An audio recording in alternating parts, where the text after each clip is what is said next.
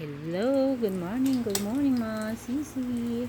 Naisip ko lang kasi ang agahan ng mga anak ko spam ulit. Ngayon, sabi ko ano kayang pwedeng gawin para magkaroon naman ng kasi hindi sila mahilig mag vegetable, lalo na yung bunso kong lalaki. Ngayon, naisip ko, what if kung insertan ko ng gulay sa gitna ng spam. So, ayan na nga. Yan nga yung ginawa ko. Nagkayot ako ng repolyo, carrot, tapos meron siyang leek leaves, then egg, paminta, asin. Yun, minix ko lang yun. Then, kinat ko yung bawat slice ko sa spam, kinat ko yung gitna.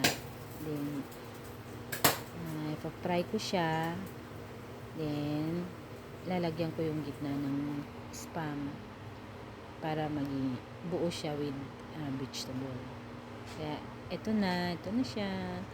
Naprito ko na lahat. Kaya, ganda naman ang presentation.